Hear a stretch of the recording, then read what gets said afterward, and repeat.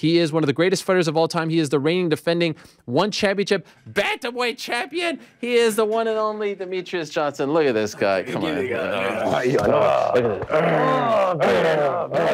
You look good. You look strong. You look fantastic. Thank you, oh, my gosh. Please have a seat. That was a nice hug. Thanks. How are you? Good. You? You look fantastic. Wow. Thanks, You're like in fight shape, huh? Yes, sir. You're never out of shape, though. Not really. No. What's the biggest you've ever gotten? Actually, this camp. Really? Like probably 148. 148? Yeah. But all muscle, like you're not. Of course. Yeah. Of course. And where do you live? I say Washington? Washington State. You are in Washington, but you're also in Arizona. Here and there. Yep, I am. Okay, because I see you with Henry. Yep. So what? You have 2 homes. 2 homes, yeah. So okay, I got a vacation home in Arizona, and I also have the main home in Washington State. And where's training camp? It's in Washington. Washington Still State, 1,000%. Kirkland. Yep, Kirkland, Washington. Woodville now, but. Oh, what? You guys moved? Yeah, we moved during COVID-19. Oh. So we had a strip mall right next to Google. And then when COVID-19 kind of happened, Google bought the whole strip mall, destroyed everything. And then I don't know what they did with it, but now we're in Woodville in a nice little gym. Wait, so the one that was like all white? Yep. Is that gone? That's gone. But did you bring the new one is all white again too. I love so it. It's one of the best gyms. Yeah. Like whenever they would show you training, the foot like it felt like pride, right? It felt like old school, and that was done on purpose, right? Yeah, yeah. Because of Matt. Yeah, I think Matt wanted the all white, that nice classic old school style. It almost kind of looks like the Matrix a little bit, but that's all Matt's doing. Okay, so this is big. This is May 5th. Yep. Broomfield, Colorado. Yep. One Fight Night 10 on Prime Video. The big debut in America. The trilogy. You and Adriano Moraes, your main eventing. Yep. You haven't fought in America since your last UFC fight. Yep. Against Hiroshima, yep, in California. Yep. It's been a while. August of 2018. Yep. Staples Center. You won that fight. NBD. Doesn't matter. It all worked out. It all worked out. You got all worked out. Yeah. You're friends now. It all worked out. Yeah. And now everyone's going crazy. They asked me about it at the beginning of the show because you did an interview with The Score. Yep. And you hinted that the end is near. Yep. You said F no to 2 years. I'm not fighting 2 more years. And you kind of left the door open to this being the last one. So could we clear the air here? Is it possible this is the last one? Yeah, it's definitely possible. You know, being 36, you know, I sit down with the wife and the kids and even my close friends, my inner circle who they don't watch mixed martial arts. They don't train. They all have, you know, normal citizen jobs, I guess you can say. And sometimes, you know, I sit there and think like, you know, how much more do I need to do? Like, how much more do I want to do? Like I've stated a couple of interviews, I want to compete in Brazilian Jiu-Jitsu and in IBJJF because my kids are doing it, you know? And, you know, there comes a point where it's like, how much more do I need to do? And I look at my peers that are kind of my generation, like Habib, you know, even Henry Cejudo. Like, I almost kind of got inspired by him the first time we trained together. So I was like, dude, you've been out for 3 years. Like, how are you making a living? He goes, I'm hustling, man. Like, I'm making good money. I don't need to come back to fight. I'm coming back because I want to. And, you know, you look at Tyron Woodley, you know, he's out there hustling. So I feel that there has to come a point in time where I need to force myself. Like, okay, we've relied on my body and my athleticism to pay my bills. It's time to start looking at other avenues to bring in revenue to sustain my lifestyle. So we'll see. You know, I'm going to go out there and fight, win, lose, draw. I'm going to go on vacation with the wife and kids, put my feet in the sand, and sit back and be like, hey, do I want to continue to fight or do I want to, you know, focus on something else? So do you feel like the fire is kind of dimming a little bit? No. If one championship would to send you all my footage of how I'm training, I'm like, yeah, this motherfucker got 3 or 4 more years left in me. Oh yeah, dude. So why not keep going? Because I feel there has come a point in time. I've been using this quote. You know, you go to a party, you're having a good time, you see the girls and all that stuff, you start drinking, you have too many drinks, you end up drunk. Yeah. You might stay at the party too long. So I feel that, you know, I have these feelings and these emotions with myself where it's like, you know, maybe it's just time to do something else. You know, it's almost kind of like Henry. Why didn't he stay around, right? Why didn't he stay around for 3 years? Well, with Henry, it was a little bit weird because I felt like he was trying to negotiate with the UFC when he did that. I don't think he actually wanted to retire. Yeah, that's true. That could be true. But when I talked to him, he said he needed a break. He needed to step away. But for me, I've been grinding, so I think if I do step away, I don't see myself coming back unless something just falls in my heart. But I was like, all right, I gotta go back and do it. So we'll see. Do you feel like you'll be one of those guys who leaves and then comes back? Meaning, I hope not. Okay. Unless it's some God significant amount of number where it's like, okay, and I'll tell everybody the number. I'm like, this is why I'm coming back, boys. I couldn't pass it up. We back. Here we are again. I mean, training camp was great. I feel great. I mean, you know, like I said, I got to like 148 this camp because I started eating strict and eating the calories I needed to eat before in the past I wouldn't eat as much. And yeah. like I said, if you wanted to see the footage of me training, you can be like, yeah, that man still got fire in him. Yeah, I don't doubt that. Joe, we okay? What's happening? Your chain? You want to take my chain off now? Sorry about the white gold. Hang on, baby. Give me a second. You're such a big timer. I know, right? It's rubbing on the thing. Okay, I feel like my chair's a little bit low too. How's that? Oh, that's good. There you go. Man, you're so big time. You got chains now. Oh God, everyone's like, man, that's white gold, man. He got that yellow gold. I was like, I'm a white gold guy, but. So you're still in shape. You still love it. Yeah. I'm just wondering, like, opponents, like a guy that gets you up. Mm-hmm. You fought Adriano. Yep. Twice, lost him once, beat him again. Is that part of the equation as well? Like, there's you need a guy, you need a dance partner, right? No, I mean, yeah, that's always a good thing to have, you know. And I think it's never been in my opponents to get me up and rally to get ready to fight. You know, it's usually, you know, just to go out there and compete. You know what I mean? But as you get older, you know, I've been doing it for 18 years, so I think there comes a point in time where I'm like, okay, you have to. I've always been like this. Like even when I worked full time, I never forget. I'll go into work and Matt would be like, "You need to quit your job. You need to quit your job because you're gonna be world champion. You're gonna make so much money doing this." Like, nah, dog. Not till you guarantee me that check every, you know, $400 a week. I'm not quitting my day job. So for me, what was that job, by the way? I worked at construction. It's called Kerastar. Okay. So I was like, no, I'm gonna leave it until I felt the right time. It was time to go full-time mixed martial arts. Now I feel like I'm getting to that point now. You know, I have my kids, they're doing jiu-jitsu, I have my wife, and I have my YouTube's doing very well. And now I'm just like, okay, there has to come a point in time I was like, okay, guys, we're done. Like, there has to come a point in time when Habib was like, I'm done. Like, why do I need to fight? To make more money? I can make money elsewhere, right? So I always tell myself, if I can make as much money fighting from fighting, not fighting, would I still fight? Yeah, maybe one or two more, but I'm like, okay, I don't need to fight anymore. I've never had an ego when it came to fighting. I didn't need to show that I was the biggest dude in the room because I'm not the biggest dude in the room, but you get my drift. Right. By the way, shout out to your YouTube channel. Hey man, it's doing great. The thumbnails, your thumbnails are which elite. ones? We have some. Let's show him some of the thumbnails. Like, what is this? So who does thumbnails like this? So that's Zygo Media. What is going on? This is like highest level thumbnail I've ever seen. We've got some other ones. What is going on here with these thumbnails? Yeah, How much you paying for these? Like $400? No. We got a good deal going on. I mean, Zygo Media, they stepped up the ball. What else we got? We got other ones. I mean, this is good shit. That's the gaming thumbnails. I do all the reaction thumbnails because... You do them yourself? The reaction thumbnails, yeah, I do What do you myself. mean? Like you Photoshop yourself? Yeah, I do it all myself. You know how to do that? Yeah. Damn. Yeah. So that's the biggest thing. Like I'm finding other things that get me excited. Like I just bought a brand new camera, a Sony FX3. Look at that one. Yeah, that's Escape from Tarkov. Too bad that game. The game is still amazing. I still think it's the best FPS game out there. But I just like the creativity involved. Yeah. And that's the thing that's getting my passion going. Like that's another passion of mine is creating content on YouTube and doing the thumbnails and reacting. No more Twitch? No more Twitch. YouTube now. What happened? The biggest thing with YouTube that I like is that they have the algorithm. My channel, the community there is just a lot more lively, and it gives me opportunity to be more creative like that. Okay. Right? Some people say you should do Twitch and YouTube. I'm a one-man army. Like your boy Michael, Wandover, absolutely amazing. He's taught me a lot when it comes to lighting. Oh yeah, from ESPN. He works with Henry. Yes, he works with Henry. So we got like a little triangle bromance going on. We're always working with each other.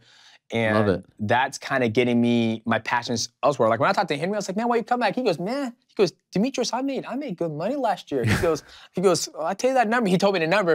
And I was like, well, you come back to fight for? He goes, because I want to. And I'm like, hey, more power to you. So he's been able to take 4 years off, 3 to 4 years off, and still make great money without fighting by just hustling. And that inspired me. And I'm like, you know what? I can do that too. And even my wife, she goes, don't have a fixed mindset. Have a growth mindset. Like you're intelligent, you're creative, just believe in yourself and things will come. And so, yeah, so that's where all that stuff stems from. It's like, you know, this could be the horse's last ride. Right, you know? right. And it's not based on whether I win or lose or draw. It's just based on like, after the fight, I get done with it. Like even after, I saw a video of me after my last fight when I beat Adriano, I was in the back and I was like, yeah, we did it. This was a good one. My wife was like, yeah, that was a good one. Like, we're not like, whoa, yeah, let's go.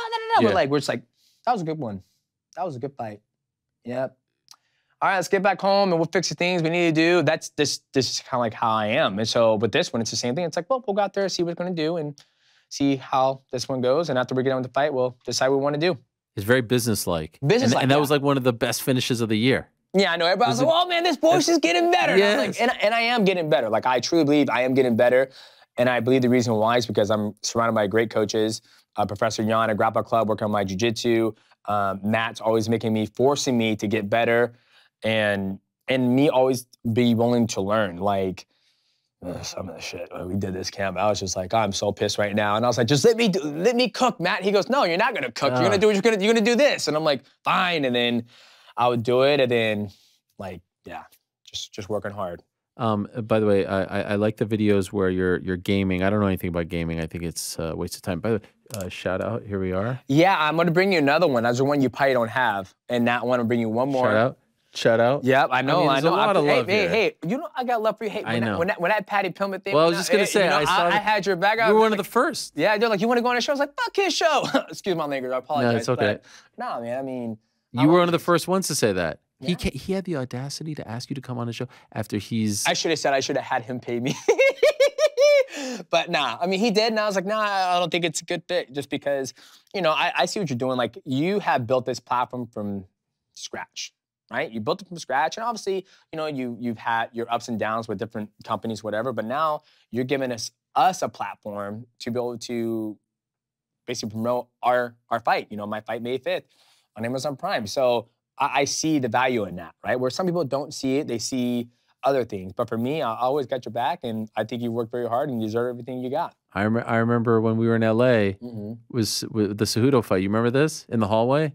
What did I say to you? No, we were in the hallway, and I had left this show, and there was like some competition about who can get the guests and whatnot. Oh, yeah, and I said, anytime you need me, just call me. And like Raimondi was like, hey, can you come on the MMA Hour? And no, yeah, because I was with ESPN, and you're like, it's the same time. I'm gonna pick our show, and I was like, this fucking guy. Well, back there, I was like, hey, we have another thing at this. I was like, this is a bigger hit. Give everyone. Oh yeah, they told me hard out 4 o'clock. Shit. And I don't want to screw anyone else. I'm not. I know, but I'm not that guy. It's a long-term relationship. I appreciate that. Thank you. Is there any part of you that is like not nostalgic, but a bit emotional as this camp comes to an end, that maybe this could be the last one? You don't look at, oh, this could be the last sparring. This could be nothing. Nope, because I know I'm still going to compete, not just in mixed martial arts, regardless of whatever it's going to happen, right? So I'm still going to have those feelings. I'm still going to train like an athlete, because I'll always be an athlete, right? But no, I didn't have those feelings. It's strictly business mindset. That's what it is. Like, we go in the gym, I clock in, I ask him out, like, what do you want the horse to do today? What do you want me to do? And he goes, how do you feel? And I'm like, oh, I feel like this. And he goes, okay, I'm going to push your heart rate. I'm going to make you run. And then I'll do that. And after I get done, I clock out and I go home and talk to the wife and kids, and same thing. So when I step into the cage, you know, on May 5th, I'm like, hey, let's get this job and let's get this work. After the fight, I get it back. I'm like, I'll think about it, see what I want to do. So no chance you do the gloves in the ring thing? No. No? No. Why not? The reason why is because I was having, me and Eddie Alvarez were traveling, and he told me how he was going to retire. And I thought it was the most amazing thing, intimate thing that he ever said. And I was like, I think that's the way I'm going to potentially do it. And he said the way he's going to do it is, like, he's going to go out, him and his wife Jamie are going to go out and have, you know, coffee. And he was like, I think I'm done. Like, have the conversation between them two, because at the beginning, it was just them two. Yeah. And when I think about from my career, who's been my biggest supporter is my wife. And I think for me to share that moment with the world instead of with her would be disjustice to what she's committed to me in my career, right? Because anything I wanted to do in my career, like, she wanted to move to Arizona. She goes, I'm ready to move to Arizona. And I was like, no. I was like, we have family, we have the training here and all that stuff. So she's kind of, I don't want to say she's put our life on hold, but a lot of the decisions we made in our marriage and our life has been based on me. So I think it'd be fitting to have a sit down with her, like, hey, I think we're done. Like, let's move into the next chapter in our life, and then maybe I'll come on here at Air Hawaii's show, like, hey guys, I want you guys know I'm done. That would be good. Yeah, do it in private with her, but then do it in public with us.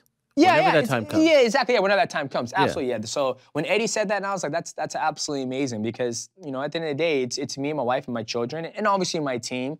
You know, I think the team will be a lot harder than my wife, because I talk to my wife all the time. Just because team, it's like, you know, it's not realistic for me to be in there all the time, sparring all the time, helping other guys, just because I have a life, I have children that I am, you know, responsible for, and I gotta, you know, at the end of the day, it's always about making money, right? And that's always been my mindset. So when I do retire from fighting, my energy is going to go somewhere else so I can be successful in that sport, right? Or not that sport, but whatever else I'm going to do to generate the revenue I need to take care of my family. So, yeah, we'll see. If I asked your wife today, do you want him to retire? Does she say yes? She'd say, he do whatever he wants. Okay, she doesn't have a strong feeling because there are. Oh no, she's like, whenever you call it quits, I'm totally fine. Okay, she's not pushing you in one way. No, God no. What about your kids? No, they don't care. They don't care. No, do they understand? I mean, the older ones probably do, right? Tyrant and Maverick, they understand. What do you mean understand that? Like what you do, who you are. Oh yeah. They're aware. Yeah, because they're huge in the WWE. Like they. You just went. I saw, right? Yeah.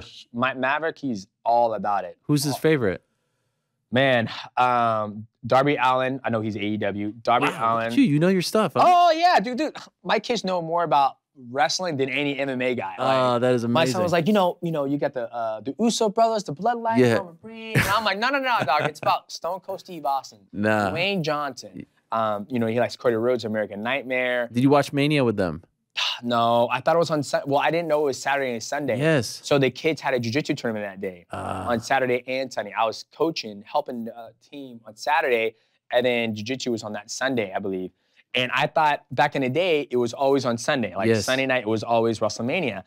And I missed it, but I saw some of the highlights, and my son watches it. He watches a lot of stuff on YouTube. So does he watch that more than MMA? Oh, God, yeah. Does he even watch MMA? No, he doesn't watch MMA. No interest. We don't watch MMA in our house. Because? We just don't. Like, I mean, we watch Izzy's last fight and whatnot. I follow the guys that I have a storyline, and I want to see their storyline and their career, you know? Because there's so many great, amazing athletes out there. So many of them. You can't watch all of them. I can't watch all of them. Sure, that's too much. It's just too much, right? So for me, I pick and choose the guys I've worked with or shared a card with, like Max Holloway, Izzy, Jones, even Cub Swanson when he decides to come back, Aldo. I mean, you're not trying to shield them from it.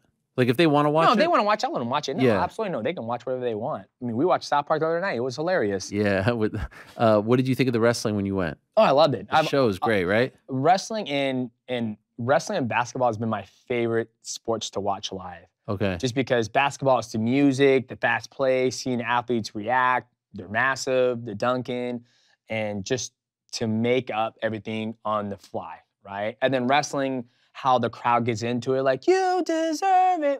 It's awesome, right? The whole thing. The whole thing is just, the whole show is absolutely amazing. So Maverick, my middle, he's into it. He plays with it every single day. He goes, Dad, what do you think about this? He goes, can you announce for me? And I'm like, fine.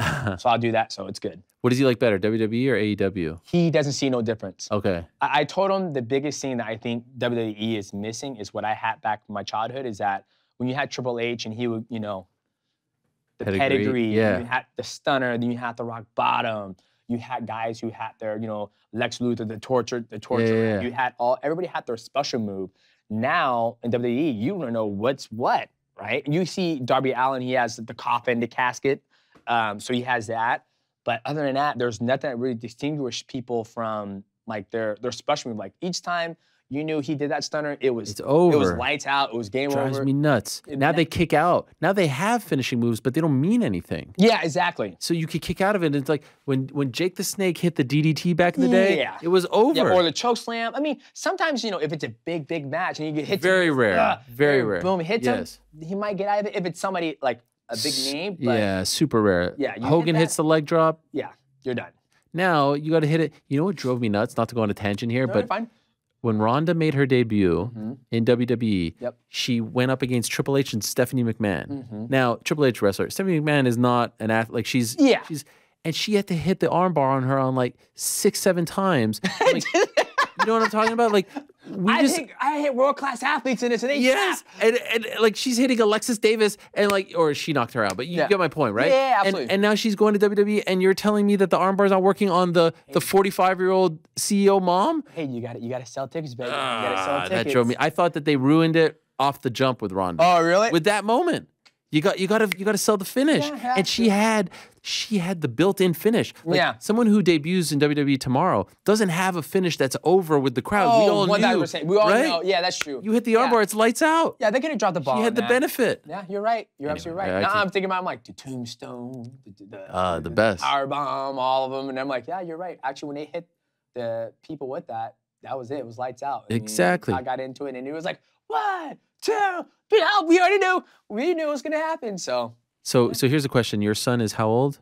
This one that Maverick? He's 8, just turned 8. Okay, so my boys had a run. So I have a 11, 9, and 6. Especially the 9 had a run 2 years ago where he was obsessed as well with wrestling. Watched everything, had all the toys, everything. And then his best friend's mom told him it was fake. And then it was over. He knows. He knows. He knows. And he's okay? Yep. I told him, I was like, it's an act, right? Like they're all working together. Because you can sometimes see them, they're whispering to each other. Yeah. But they still have the same injuries as professional athletes. Yeah. I mean, jumping off the top ropes, you can't fake that. You know, you're trying to help each other.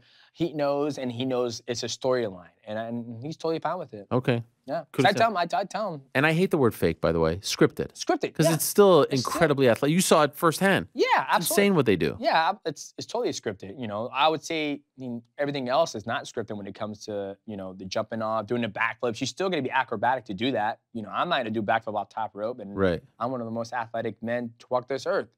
But, you know, it's scripted, but it's still real. How do you feel about UFC and WWE together? I think it's great. Yeah? I think it's great. Smart move on them to capitalize on another big organization in North America that's been around forever. You know, I mean, I grew up watching it.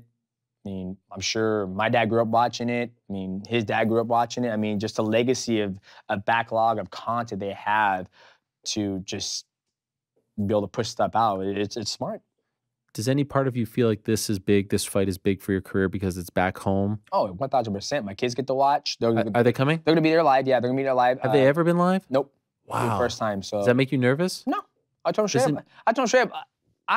I'm so transparent with my kids. Yeah. I told them, I was like, hey guys, check it out. Okay, so daddy fights for a living. Yeah. I fight to make money to pay for whatever you guys need. And I was like, whatever happens in the cage, it's gonna be fine, because remember, what I'm doing it for is to get paid. And they're like, okay, Dad, do your best, man. All right, we love you. And I watch them compete too, so they understand. You don't think it'll be emotional seeing them there? Nah. Wow. It's business. I mean, I'll go now, like, I had a daydream, because I always imagine stuff. I had a daydream. I don't know how they're gonna be saying cage side, but if I see them, you know, everybody's like, oh, you're gonna be so stoked. And I was like, no, I'm not making it. Like, yo, what's up, Ty? Hey, Ty, you being a good boy? You listen to Mom?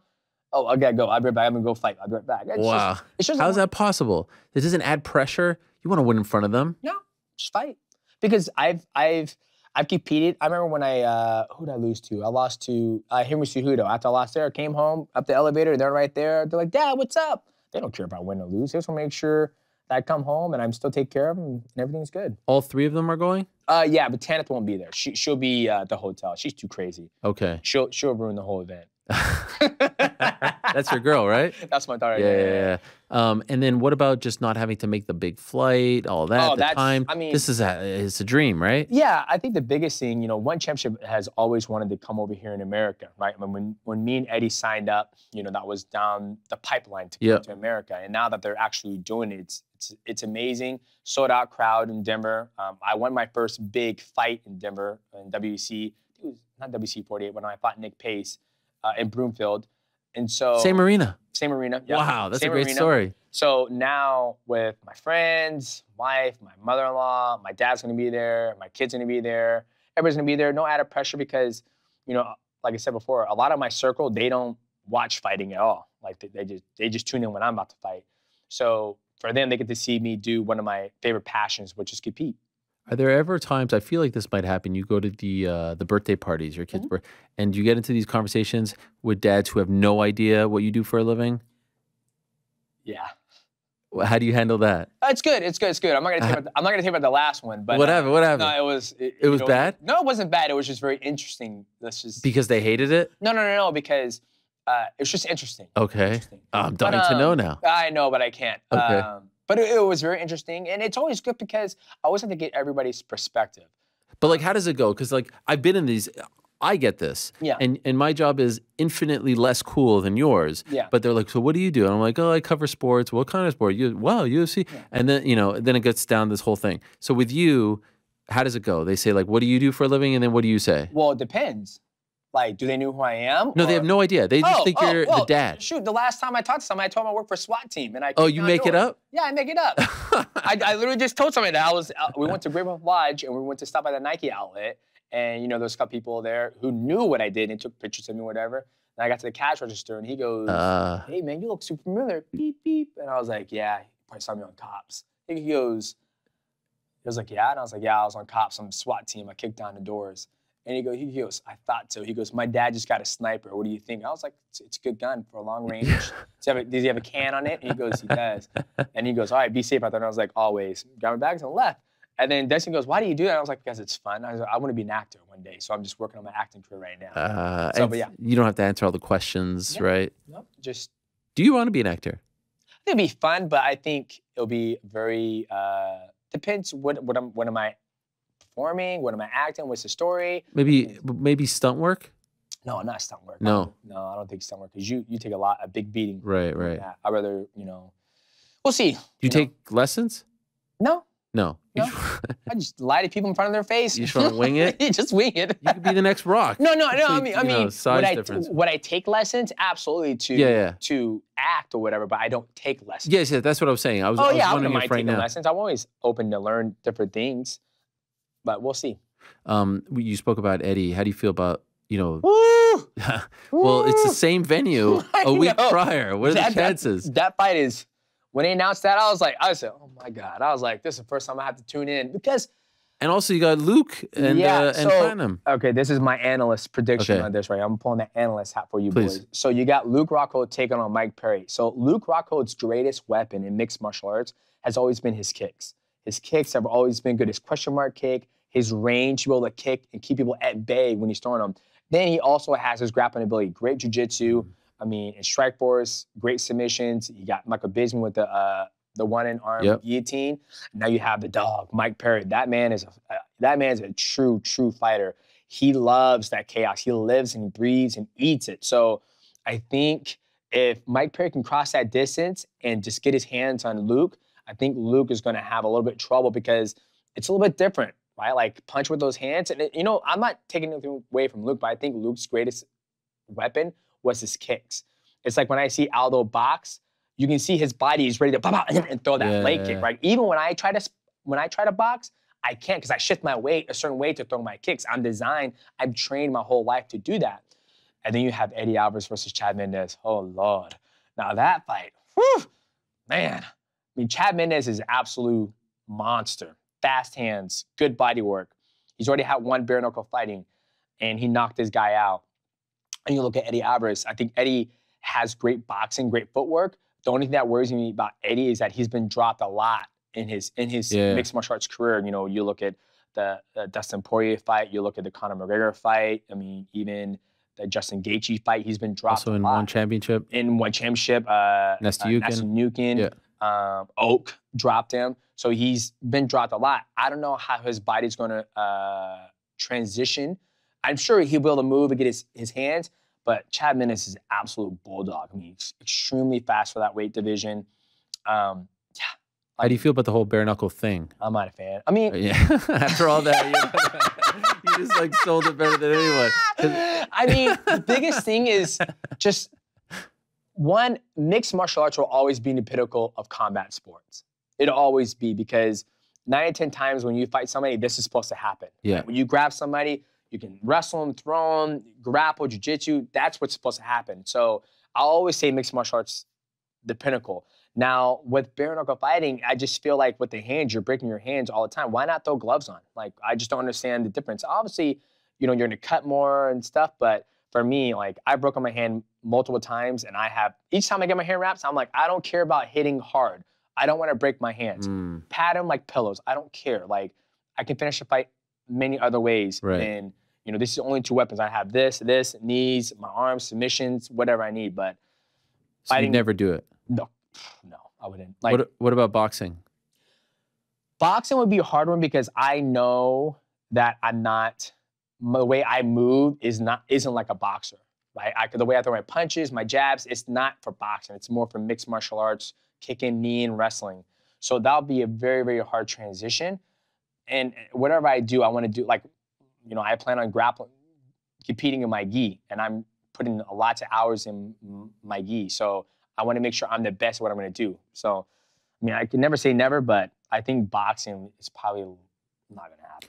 This feels like the thing that you're going to do next, right? The jiu-jitsu competitions. You keep mentioning that. So Yeah. is there Is there a tournament? Is there a competition that you're eyeing? I really want to do is I want to do Worlds. I might get destroyed, but I'm okay with that because it's something I've never done before. But like the team, you know, at Grapple Club, they all train and they all compete in their gis. So my kids, they're competing in their gis. So I get to watch them. And I think Tyron's going to compete at Worlds this year. So wow. I think it would be cool. What age is that? I think it's any age. He's 9. Okay. So he just got his gray belt. So I think he's going to go in the gray belt division. But it's just all about experience. It's about, you know, life's too short to, you know, not explore different avenues. And it's something that I want to do. Like, it's something I want to do. And I think for me, I really don't want to do a lot of things. But that's something I was like, no, I want to do it. Like, I really want to get my black belt. And what are you at now? A brown belt. Okay. But for people, they're like, oh, man, why do you want to be a black belt? It's something I want to do. Like when somebody's like, I want to be a professional fighter. I'm like, why do you want to be a professional fighter? I don't know. It's something they want to do. So I can't knock what somebody, their wants. But for me, this is something I want to do. What weight would that be at? You know what? I saw, I'll be in Masters because I'm old. I'm 36.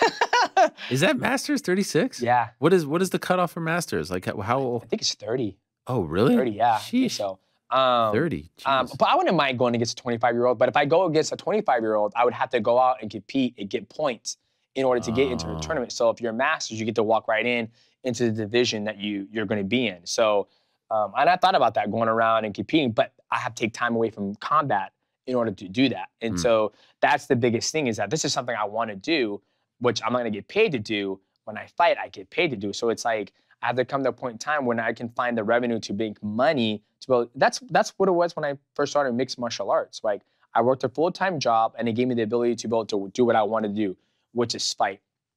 Now I'm at the pinnacle at this crossroad of my life where it's like, okay, I'm fighting to make money, and then I also want to do, you know, I love fighting. It's fun to do. I still enjoy it, but I want to also do all this stuff. Yeah, I want to fight. I want to create content. I want to get better at learning how to work my camera and studio stuff and thumbnails, which I can still do it by fighting. But if I want to go down the route of doing jiu-jitsu and my gi, I just love, like, I just got fascinated. And it could be from my professor, like just seeing the things you can do in the gi. And then I watched the Rotolo brothers. I love because they compete in one championship in grappling, but they also still compete at the biggest stage of jiu-jitsu in their gi. And I really find that admirable because when you put the gi on, you're giving your opponent a tool to be able to use against you.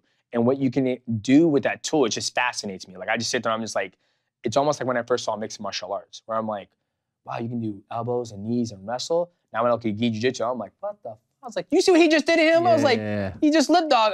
I'm just, man, my kids do it, so it's kind of pulling me that way. And when you were training, you know, like all these years, you never used gi? I did a little bit, but then Matt pulled me out of it, saying like, there's no point, right? There's no point, you're not in it. And then, but my jiu-jitsu kept getting better because I would train with Bibiano. And then once I found, you know, Professor Jan, and I started to get back in my gi, and then just getting the repetitions and the volume of grappling I've been getting now, it just makes me, it's the one sport where I've gone against guys who are like 185 pounds in the gi, and I'm able to hang with them just because I understand the leverage points. I know how to get small, use my leverage. You know, if I fight a guy who's 185 pounds in MMA, it's going to be a lot. Well, actually, it won't be a lot harder because I can move more. But I don't know. I'm just fascinated by it right now. So that's kind of like my calling. Not my calling, but it's kind of something it's something I want to do. It's exciting you. I want to. It's exciting. I feel like you're more excited about this than MMA right now. I want to say that MMA is my job. It's my business. Yeah, but that's a different thing, right? It's a different thing. It's a passion right now for you. It's a passion. The grappling's a passion right now. And right now, what's fueling it is give me the ability to do it is fighting because I get paid to fight. This one pays the bills, but this is like the fun This is where thing. it's like I'm sitting there, I'm like, okay, so I have to push his leg that way to get him to go this way. Then I can roll invert, and then if he kicks his leg down, I go this way. If he doesn't invert, then I can go to his back and get the ball. You're watching videos and stuff. I'm watching videos and stuff. You're not watching MMA videos. Not like that. No. Yeah. No. So it's just different. Which it's not a bad thing because the beautiful thing about grappling is that it translates over the mixed martial arts, right? Yeah. So there has to come a point in time when you know you're gonna find other interests and passions, right? And that's just where I'm at in my life right now. I saw that you said in another interview that when you were in WC, correct me if I got this wrong, like you used to kind of like fake injuries so you could get the we health all insurance. did it. We all did it. Hey, Antonio Bombrellas, he was a good story too. I mean, we all did it. Yeah. And just because when you get under because the insurance was only fight related, right? Only fight related, yep. And that was it. You had that nothing. And what are you at now? Now you're kind of like your own. I have no idea. I mean, I'm on my own or whatnot. But yeah, but you have enough money to where you can fund it yourself. Yeah, absolutely. But like back in the day, that's what we did. And that was huge because when you were fighting on the indie scene, there's nothing. There's nothing. Like that's. Do you think there'll ever come a time where like, cause not much has changed in that regard? No, I think there's. I think the UFC has insurance for its athletes. Last time, before I left the UFC, they had insurance for us. If I blew my knee out, they would cover it. If you got, into an accident? That's on me. That's what I'm saying. Okay, so you want full coverage insurance. Like, you were a Costco, like, you get cancer, we got your back. Yo, I mean, why not? You guys are employees. Yeah, no, well, we're not technically, we're subcontractors. But you are, yes. But we are, yes, I understand what you're getting at. But yeah, by tax liability, sure. 1099 states that we are. But you can't go and compete for WWE. We don't have the Muhammad Ali Act. So that's right. That's right. Do you pay attention to that stuff? Absolutely, I do. Is this something that you think you'll get more involved in when you're done? No. No. We saw how that happened for the fighters who did. Yeah. I think it's a good thing, and I see a lot of it with some of the athletes who left, like Nate Diaz, Tyron Woodley. They're going off to be able to run. You see Francis Ngannou. And I think for an athlete who has the star power to be able to write his own terms in a contract for a fight where it's like, who knows what Nate Diaz is going to get. But if Jake Paul's in at $30 million, I'm assuming Nate will probably get, if I had to guess, maybe $15 million, Damn, you think Nate's 50% less than Jake, huh? No, I'm just saying. I'm calling Nate right now. Call him. I got his number too. I was like, hey, Nate, I think you'll get $15 million. I mean, I hope he gets more. I'm just being, I don't know what Tommy got when he fought Jake, but Jake said he got $30 million. I mean, this is what she said, he said, or whatever, right? So I'm going off that. But I think for the athletes to be able to do that, like, Francis, he's in that position now. He gets to dictate where he goes, what he makes, and all that stuff. And I think it's a very powerful thing for an athlete if you have the name to do it. How do you feel about how all that played out with Francis? I think it was great. I think great for who? Whoever. I think it's good for Francis. I think because now they're kind of trying to shit on him, saying that he made a mistake, that he's taking too long. Dana said he'll never be welcome back. Blah blah blah blah blah. There's many homes. I've been successful outside the UFC. Right. Look at Sergio Pettis. He's been very successful out of the UFC. Look at Anthony Pettis. He made what, $700,000 fighting Roy Jones Jr. Yeah. I mean, there's money outside the UFC, ladies and gentlemen. Just so I know what camera we're on. Yeah. There's money outside the UFC. So I think with Francis Ngannou, he's at that spot where, he gets to dictate where he wants to go. He doesn't want to be locked down in a contract. Could you imagine if he fought Tyson Fury and made like $40 million? Like, he's not going to make that in UFC in one fight. Or maybe he could. I'm not sure. No. But that's the type of money that you're going to be able to make in boxing. And, I think that's worth a risk to take of, like, I'm not going back to mixed martial arts, And every MMA contract that I've known has been like that. Like, you sign a fight, they want you for 3 fights, you can't do anything, you're locked under the umbrella. It is what it is. I mean, every once in a while you see Bellator and Rising, they'll exchange fighters so they can do that cool promotion stuff they do. But other than that, you're not going to see that anymore. Like, this is the perfect time to be a free agent if you have a big name. I wish we would see more trades. That shit ain't happening again. You don't think? I don't think so. I think now with content is king, and for so many shows that you have with one doing, they have the Lupini Stadium every Friday night. Yeah. You have the Amazon show, and then you have what the UFC's got on. You have Bellator, PFL, LFA, CFFC. You have so many different things where to find the next star and the content, it's just hard. Like, it's just very, very hard.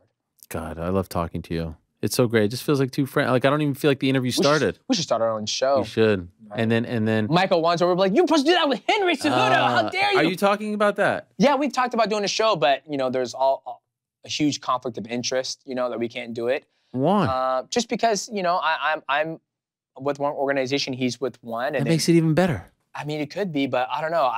Wait, he's not allowed?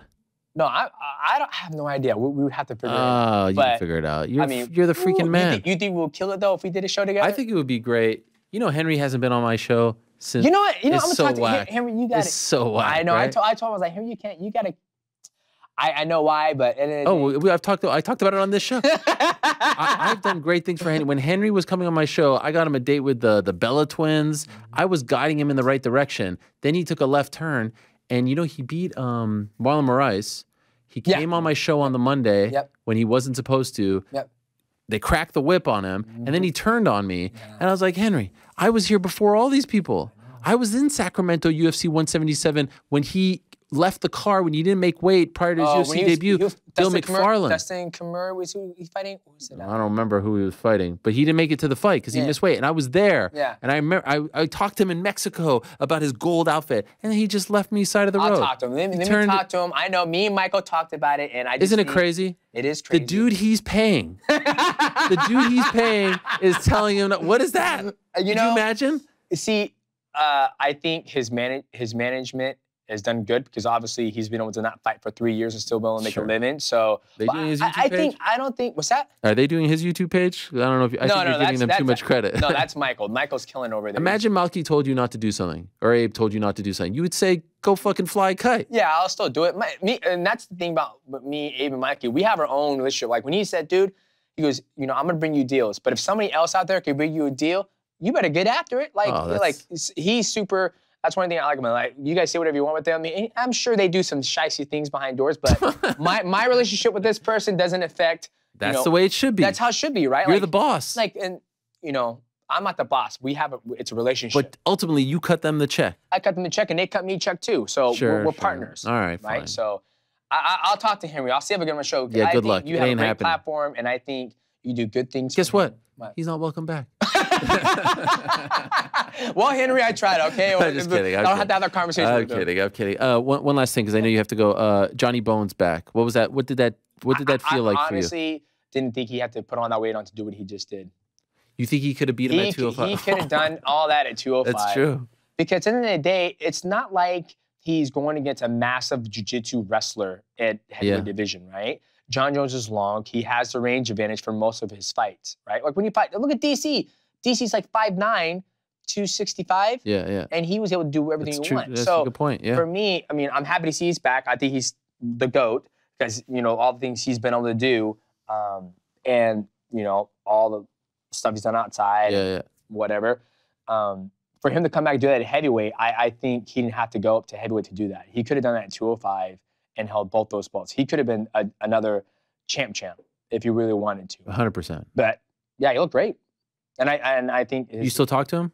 I think the last time I messaged him was about... I can't remember what it was, but I sent him a message. Hope he's doing good. Hope everything's well. And, yeah, stay healthy and keep going. It was a great time. By the way, what do we do about your neighbors? I follow your wife on Instagram, and she posted something.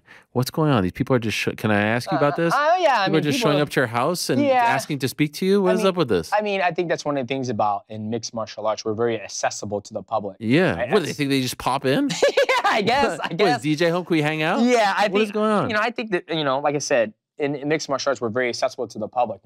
Can somebody show up at LeBron James' house? Yeah, it's true. No. Can somebody show up at Michael Jordan's house? No. Or even Jake Paul's house? No. But then again, those guys are also working with a different, level of wealth. Mm-hmm. You know what I mean? So I think for them, it's just like, I'm a normal human being like everybody else. I don't show up to, everybody else's house or their jobs if I'm a fan of them. I love Elon Musk. You don't see me trying to get to his damn factory like, Elon, take me to Mars, I'll colonize it for you. So I just think people need to understand, we're all human too and respect their privacy. And, if I have an autograph session, come see me there. That's why I'm giving my time. But of course. Don't show up to the fucking house when, No, that's crazy. Don't. Get shot. Yes, that is crazy. You said Jon is the GOAT. Some might say you're the GOAT. You're tremendous. You're returning on May 5th, and I read the lineup before you came in, but let me just remind people if they're watching just this, Rotang on the card as well. Sure, Rotang. You also got Sage Northcutt coming back. You have Stamp Fairtex. And you also have... Roberto Soldic. Sage Northcutt. Sage Northcutt's back. Ong Lang Sang. Ong Sang. Yeah. Renier de Rider. I like saying it in French. Whoever that is, yep. Renier, you know Renier. Oh, I call him RDR. Oh, okay. I was like, he's the man. What? He's the man. Yeah, you got a lot of good fights there. I mean, it's a sold-out crowd. It's free on Amazon Prime. I mean, I'm fighting, and then right after that, my boy Henry, he's fighting. So, I mean, it's an amazing week fight. So 8 p.m. First Bank Center in Broomfield, excuse me, Colorado. And that's a great note. You fought there, your first WC? First WC fight, yeah. Wow, that is incredible. So this is what we do. When someone comes visit me, I can't beat you at anything, but I probably could beat you at darts. I'm big into darts these days. All right? So you ready for this? Let's do it. Let's do it. Me versus you. When I come back, I'm going to bring you a new UFC figure, not UFC figure, but I'm bringing you one of my figurines. Oh, you got a new one? Why? It's an old one. It's my very, very first one, so I'm going to bring it for you. This is my new baby. Look at this one. I saw that. Is that from... This is from Plastic Cell. Oh, dope. Yo, how cool is that? That's dope. His last fight. Okay, here it is. Here it is. Fucking... Hello, sir. How are you? We're going to do 3 versus 3 here. Me versus DJ. This is probably the only thing I could beat you at, okay? Hey, you better be careful now. I've been at the bars lately. Where are you going? Where are you going? The thing's over here. Oh, my bad. My bad. Yeah. Now, I said this You sure you want him right there? Because he might get hit. Yeah, he might have to move, but you know... Okay. He'll be fine. You stare at that dog. No, you might get hit. I don't want a lawsuit with one championship. So here's the thing. I actually said we've had some very tall people here. We had Chael here. We had Eddie Hearn here, who's like 6'4". Yep. Everyone complains about the situation. I said DJ might actually be the best one for this. Lob it in. Because you don't have the height situation. That is true. That's true. So, you go first. I want to see what. It's home court advantage. I get to. Oh my god. So you. Where do I stand? This is the line. Oh wow. Okay, this is the line right here, and you've played darts before. Of course, it's wherever. Yes, yes. Whoever gets the highest 3. Yep. Okay. Yep. So it's me. Say versus we're playing one game, one run. Oh wait, yeah. Wait, this thing came off. I don't want to screw you up. It's one game. But okay. I'm very nice. I'm a great host, and I give you 1 practice shot. Okay, perfect. Do you want one? Yep. Okay, here it is. If the practice shot is good, I get to keep it though, right? No, absolutely not. I'm sorry. Okay, wait. Oh, okay, that's off the board, dog. I know. I just don't. I'm trying to get the weight of the wall. I know. Good thing your guy left. I know. Poked his eye out. I know. I'm looking out for you. All right, here we go. You ready? You're very nonchalant, by the way. But what? I don't know. Your whole demeanor is very nonchalant right now. I like the shoes. Wait. What is that? Oh, that is 6.